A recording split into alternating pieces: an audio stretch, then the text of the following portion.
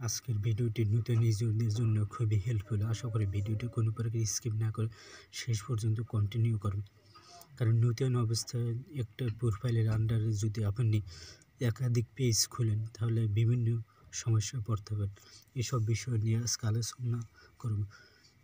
কারণ একটি প্রোফাইলের আন্ডারে যদি আপনি 3-4টি পেজ খুলেন কী ধরনের সমস্যা পড়তে পারেন সেসব বিষয় নিয়ে আলোচনা থাকছে আজকের ভিডিওতে। তো প্রথমত হলো আপনার একটা আইডির আন্ডারে যদি 3-4টি পেজ খুলেন নতুন অবস্থা, দেখা গেছে আপনি 3টে পেজে কিন্তু পর্যাপ্ত সময় দিতে পারবেন।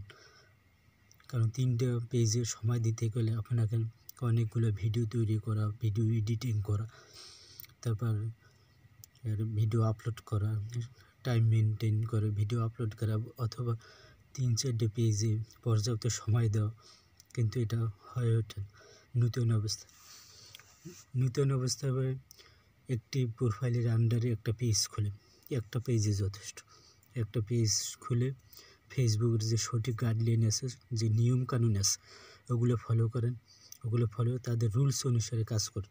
আপনি যে কন্টেন্ট নিয়ে ভিডিও আপলোড করুন না করুন, যে কোনো এক ক্যাটাগরির কন্টেন্ট তৈরি করুন। এক ক্যাটাগরির কন্টেন্ট তৈরি করে ওই কন্টেন্টগুলো আপনি একটা পেজে আপলোড করবেন। একটা পেজ থাকলে একটা পেজে কিন্তু পর্যাপ্ত পরিমাণ সময় দেওয়া যায়। আবার ভিডিও তৈরি করার কিন্তু পর্যাপ্ত সময় পাওয়া যায়। যখন আপনার একটা পেজ অনেক বড় হয়ে যাবে, যখন একটা পেজ দ্বারা করা যাবে, তখন এই একটা পেজের পাশাপাশি আর একটা পেজ খোলেন। যখন একটা পেজ থেকে আপনাকে অনেক অডিয়েন্স আপনাকে জানবে, আপনার কেউ অনেক সাপোর্ট করবে, তখন দেখা গেছে যদি ওই একটা বড় পেজের আন্ডার যদি আরও একটা পেজ খুলে নতুন করে, তাহলে দেখা গেছে ওই নতুন পেজটিতে কিন্তু আমরা বড় করতে বেশি একটা সময় লাগে, একটা টাইম, যেটা আপনি প্রথম পেজটি যতটা পরিশ্রম করছেন বা যতটা সময় দিয়ে দাঁড়া করছেন, অতটা কিন্তু পরিশ্রম বা ধৈর্য না হলে চলে। কারণ প্রথম পেজ থেকে অনেক মানুষ আপনাকে চিনে ফেলছে বা এরকম বিষয় আর কি। দ্বিতীয় পেজটা কিন্তু অন্য ক্যাটাগরির ভিডিও আপলোড করলে দেখা গেছে ওই পেজটা কিন্তু তাড়াতাড়ি কিন্তু অল্পতে অনেক গ্রো করা যায়, অনেক বড়ো করা যায়, এই একটা সুবিধা। আর যদি প্রথম অবস্থায় 3-4টে পেজ খুলে বসে থাকেন, দেখবেন আপনি কোনো পেজে কিন্তু ভালো একটা সময় দিতে পারবেন না, আর ওই পেজ থেকে আপনি অতি তাড়াতাড়ি কিন্তু সাফল্য অর্জন করতে পারেন।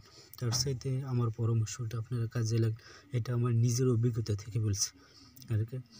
যদি আপনার একটা যেহেতু আইডির আন্ডারে আপনি একটা পেজ খুলে, একটা পেজ খুলে আপনি পেজে পর্যাপ্ত সময় দেন, ভালো কন্টেন্ট তৈরি করেন বা ভিডিও আপলোড করেন, দেখবেন আপনি ওই একটা পেজ থেকে অতি দ্রুত আপনি ফেসবুক থেকে আর্নিংয়ের যে বিষয়টা, এটা অতি তাড়াতাড়ি পেয়ে যাবেন, যদি সঠিক গাইডলাইন অনুসারে, রুলস অনুসারে যদি আপনি কাজ করতে পারেন।